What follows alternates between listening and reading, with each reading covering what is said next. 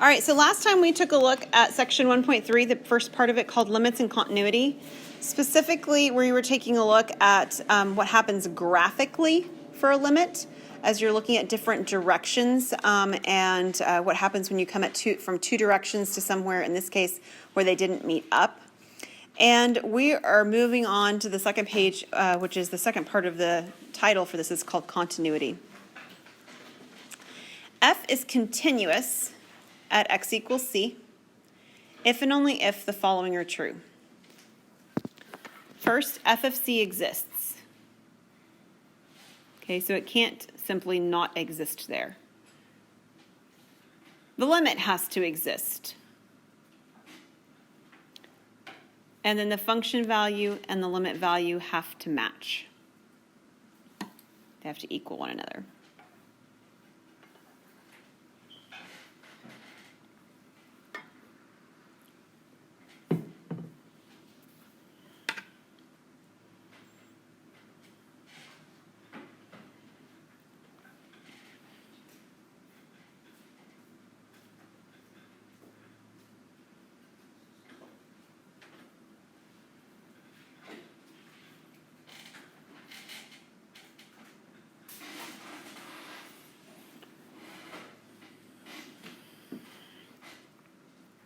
Okay, so f of c existing, the very first one, simply means that there's like a filled-in, closed-in dot or a smooth, not necessarily smooth, it didn't have to be, but it like passes through that specific location without any jumps or gaps or like weird stuff going on where it doesn't exist.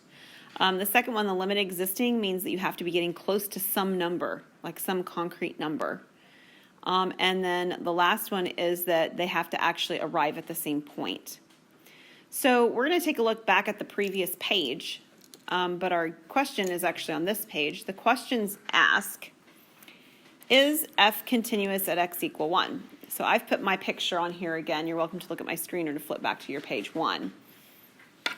So at x equal to 1, we're right here, right nearby that sort of encircled area. And the question is, do I actually have it continuous at that point? And the answer is yes. And you probably would have said that if I had never even given you that definition just a moment ago. You'd be like, well, of course, I didn't have to pick up my pencil to draw the graph. We often think of it that way, right? But the reason it actually works is because there's not an open hole there or an asymptote there. That's really why, right? So if I come at it from both directions, they meet, and they meet at an actual point that's on my graph. So yes, it is continuous at x equal 1. How about at x equal negative 1? Okay, so this is what happens when Canvas Teacher is installed on my machine.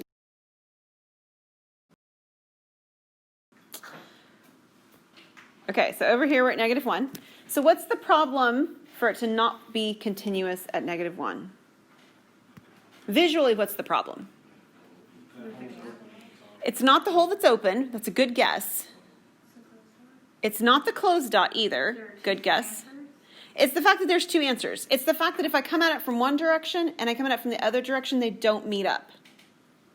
So it actually satisfies the first condition. The function value exists. It's the closed circle. The limit exists from both sides, but the limits don't match. So this one is not continuous. From a visual perspective, you could say it's not continuous because there's a jump. Right? I can't draw the graph smoothly and I have to pick my pencil up and start again. That would be from a visual perspective of why that happens.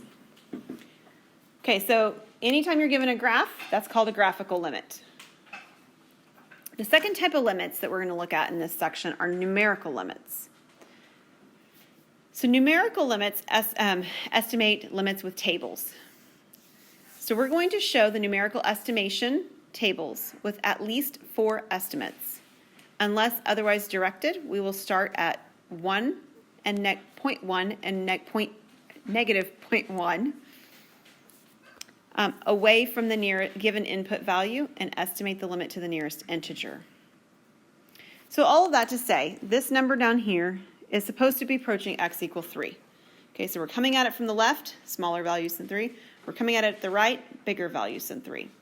So as we create this, we're going to create 2 tables. one table is coming from the left, and one table comes from the right. And we'll just call them X and Y. So this is an exercise in how to, utilize your calculator. But the first issue is that we need to make sure that we get our tables actually set up properly with those instructions from above. Specifically, it says I'm supposed to start 0.1 away. So if I take 3 and I take away 0.1, where am I? 2.9 is right. Okay, so that is 0.1 away. And if I do it a little bit bigger, right, from the right-hand side, where am I starting? 3.1. Okay, so that's what it's referencing as my starting point. What I do next is I actually get closer to the specific values. So from 2.9, I go to 2.99, and then 2.999. And it said I need to do at least 4 estimates, so we'll have one more, one with 4 nines.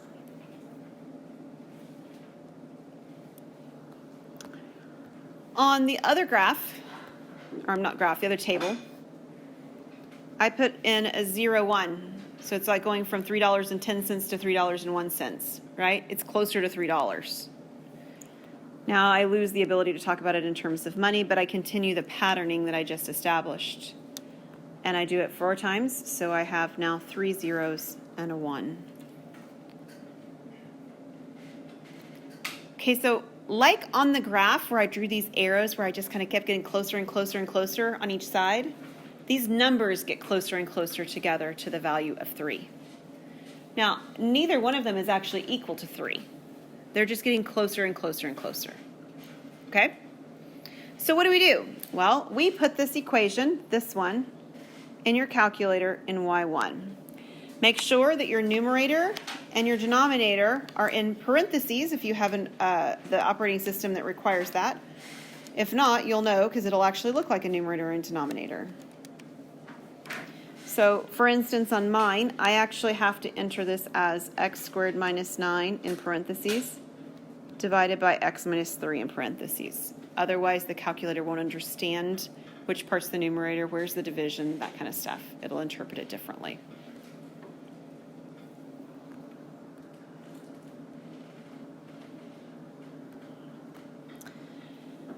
Now, once I've done that, I need to use the table. Has anyone gotten a new calculator? I know Sarah and I already talked. Has anyone got a new calculator or brought a calculator with them they didn't have with them before? Hunter? And Hunter, yours may not be set up because you weren't here, but yours what? Is on the way still. Okay. All right. Hey, Jacob, you find your mask? Yes. Nice. It's awesome. We've done a massive chair shuffle, so yeah, you missed all that. Okay, so Sid, you can actually use a regular calculator to do this. It just takes it a lot longer. I hate that fact for you. But Hunter, in case yours is not already set up, the one thing that you want to make sure is set up differently is your table set. So if you hit second and window, at the very bottom it says independent auto ask, dependent auto ask. Do you see that screen? Yeah. The first one should say ask, the second one should say auto. Okay. So you just need to move your cursor around to shift where it needs to be. Okay, provided that all of you have a table set up with those specifications, you should be able to go into your table. That's second graph. And you should be able to enter these values, 2.9, 2.99, 2.999, and we'll do it 4 times. Okay, so I'm going to write down what mine says, and if yours doesn't, then I'll come around and make sure that there's not any errors in how you have things set up, and so that if there are, we can fix those right away. So it should say 5.9, 5.99, 5.999, like this.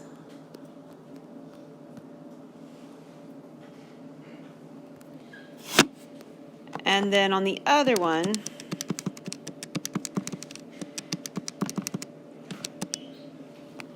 it should say 6.1, 6.01, 6.001, 6.0001, like that.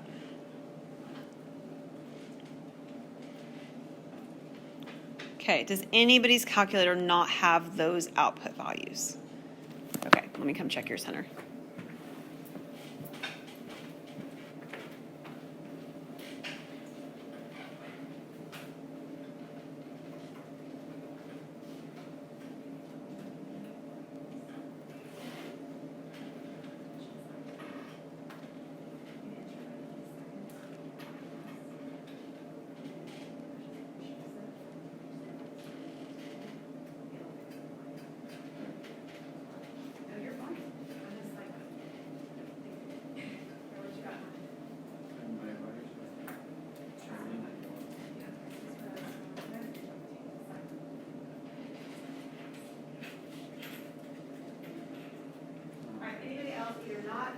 Not letting you put the values in, or it's not giving you those numbers. Okay.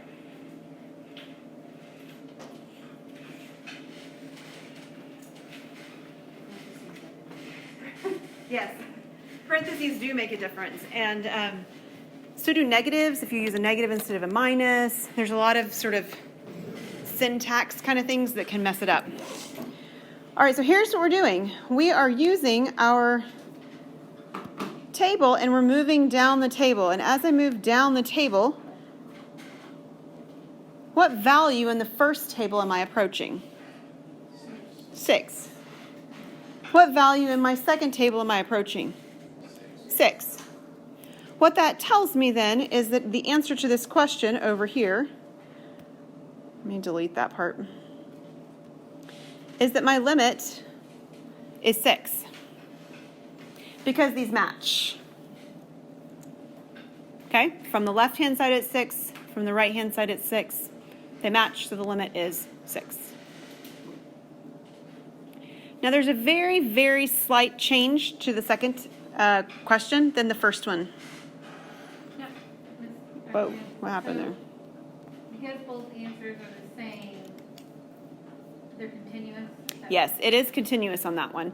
We didn't prove it. I'm sorry, it is not continuous on that one. The problem, if it passes the limit condition, so the limit exists, the reason it's not continuous is that what would happen if I actually plugged in 3 into that equation? It will change something. Does anybody have any idea what happens if I try to plug 3 into that equation? Martin? Yeah, the 0. The denominator becomes 0, and so it's undefined. This particular graph, what's actually happening there is there's an open circle at that point. And we'll talk more about why that's happening in just a second. I seem to not have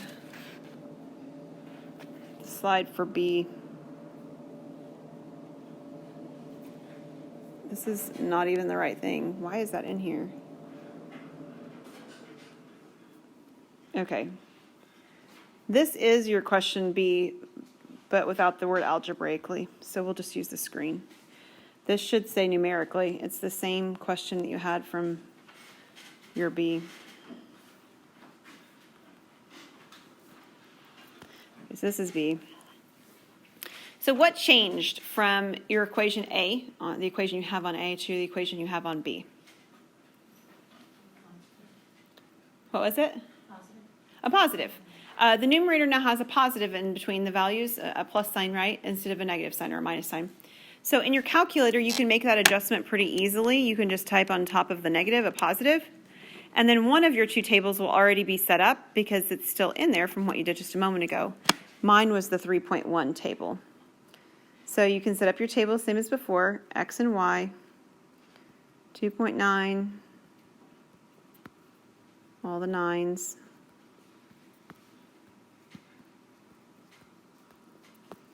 And then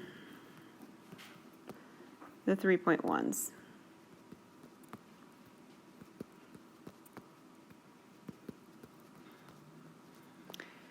And on mine, I've got the 3.1s. It has 186.1,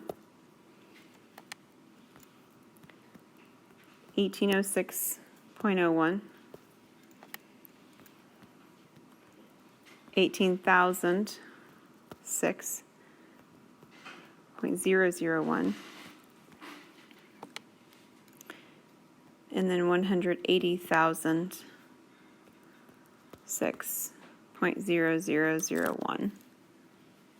And then I'm going to go back and capture the other one with the 2.9s.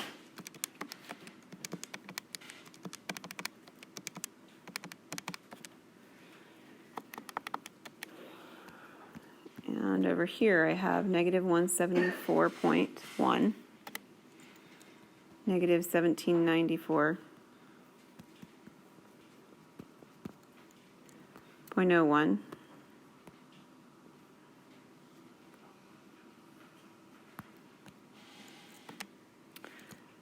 negative 17,994.001, last one. Negative 179,994. Okay. Try again.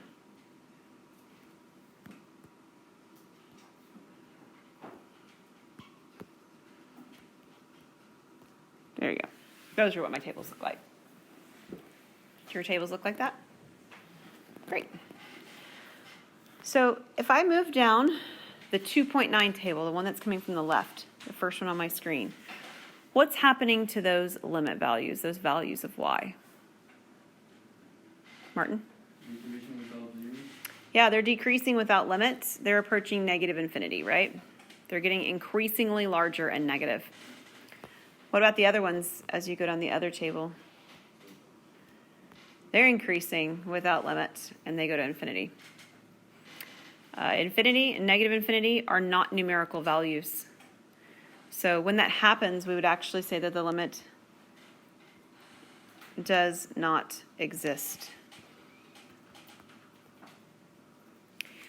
If they matched, like let's say they both said infinity, right? Not one positive, one negative, but they both said positive infinity. It will be acceptable for you to say does not exist. It will also be acceptable for you to say that the limit's infinity. Okay? The problem, Sarah and I were talking about this before class, the problem is that infinity is not a number. And so there are some in sort of mathematical circles who would say that you shouldn't treat it like it's a number. But we sometimes do treat it like it's a number, and we operate with it kind of in that fashion too. So as far as I'm concerned, you can either say does not exist, or you can say that it equals infinity if they were both the same sign on their infinities. Okay? Any question on either of those? Okay, here's the one that I skipped over because my slides are messed up. About algebraically determining the limits. Okay, so there's three ways to do limits. We've talked about graphical, means you've got a graph. Numerical means you have a table. Algebraic means we're going to do algebra. Specifically, what does that mean? Well, specifically when we're going to do algebra, it means that eventually we simply want to plug the number in where there is the variable. So like on A, if it's possible, I'd really like to simply go 4 times the 3, right? Take this 3 and evaluate 4t minus 5, where t is equal to 3 minus my 5. So what's 4 times 3 minus 5? 7. And it works just fine to do that on this one. No problem. What happens on part B if I try to do that? Yeah, it'd be undefined. I get that same 0 in the denominator that we had. We did this one already, but we did it numerically. Okay? If I try to simply plug the number in here, I get 0 in the denominator. But not only do I get 0 in the denominator, what do I get in the numerator? I get 0 over 0. Anytime I end up with 0 over 0, do you know what that means? Indetermination. It's an indeterminate form. That's true. What it means is that stands a really good chance that it could factor and simplify. So we don't do a whole lot of factoring in this class, but every now and then it comes in very handy. And we can, in fact, factor that numerator. How does that numerator factor? X minus 3x plus 3. Yep. And what do you notice between the numerator and the denominator? Yeah, we can cancel out the x minus 3's. So my simplified, my reduced form actually says the limit is x goes to 3 of x plus 3. Can I put 3 in now? I can. And what's 3 plus 3? It's 6. So take a look over here. That's exactly what we got when we did it with tables. We got a 6.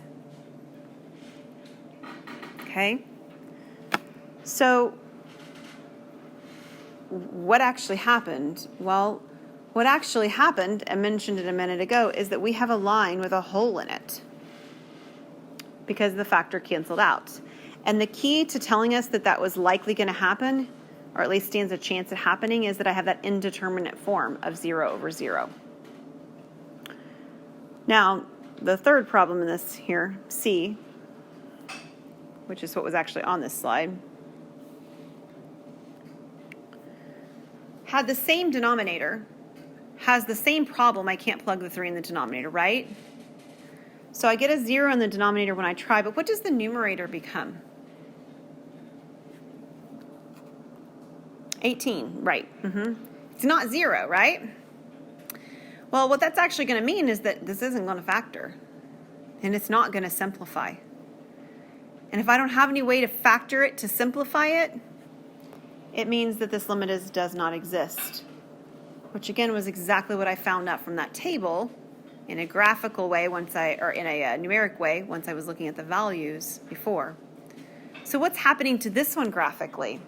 Well, without drawing the exact notation for it, it's right here. On one side it goes up to infinity, on the other side it goes down to negative infinity. There's a vertical asymptote, right? I mean, that is what would happen if you tried to graph this item to see what would happen, is that on one side it goes up and on the other side it goes down. Is that asymptote going to be at -3? It's going to be at x equals 3. X equals- It's wherever you can't plug it in for. I forgot the minus sign. It's like Yeah, there. you're right. You're right. Okay, any questions else from section 1.3? All right.